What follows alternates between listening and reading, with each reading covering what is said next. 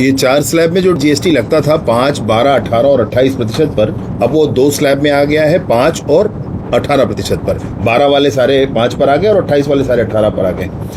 90% जो कमोडिटीज़ हैं या सर्विसेज हैं वो 2 स्लैब पर ही आ गए।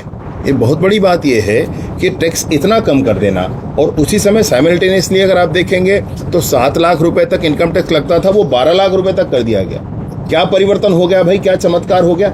उसके पैरेलली आप देखेंगे तो देश में इंफ्रास्ट्रक्चर डेवलपमेंट के बहुत सारे काम चल रहे हैं, इतने कभी चले नहीं।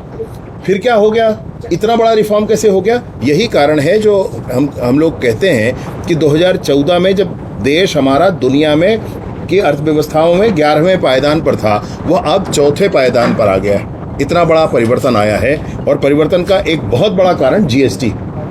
2017 में जीएसटी काउंसिल जब बना, कॉन्स्टिट्यूशन में अमेंडमेंट करके, तो वो जो जीएसटी काउंसिल बना था, एम्पावर्ड काउंसिल था।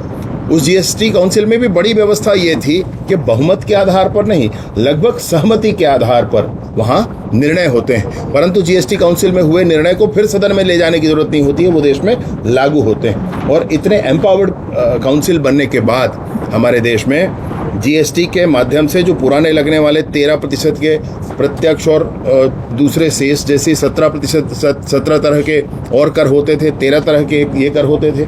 विभिन्न तरह के कर विभिन्न प्रदेश लगा कर रखते थे।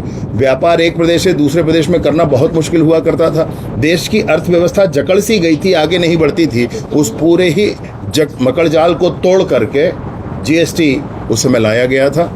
आज सेकंड जनरेशन इसका है। आप सोच लें कि देश में कितना बड़ा परिवर्तन आया है, कितना सारा सामान 10, 15% और बहुत सारे जो पढ़ाई के और स्वास्थ्य की चीज़ें हैं वो तो 0% पर आ गई। ये बहुत बड़ा परिवर्तन आया है। आपको एक और जानकारी मैं इसमें देना चाहता हूँ, वो ये है कि जब 2014 में मोदी जी ने देश के प्रधानमंत्री पद को संभाला था, उस समय हमारे देश में टैक्स पेयर 65 लाख हुआ करते थे। 1947 के बाद से 2014 तक, और 2014 से 2024 तक अभी 1,51,00,000 हो गए टैक्स पेयर्स बढ़ गए तो टैक्स कम हो गया।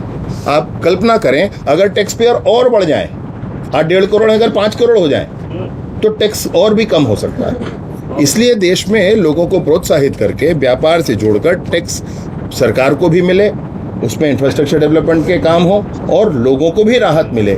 इस प्रक्रिया में हम सब मिलकर आगे बढ़े हैं। आज से ही, नवरात्रि के पहले दिन से ही ये नई व्यवस्था, नई दर लागू हो रही है।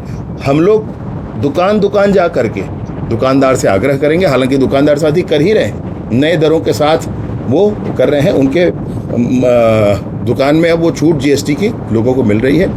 साथ ही साथ हम जनता से भी मिलेंगे, उनको भी ध्यान दिलाएंगे कि आज से छूट लागू हो गया है और आप अपना हक और अधिकार जो नरेंद्र मोदी जी ने आपको दिया है वो आप जरूर लें।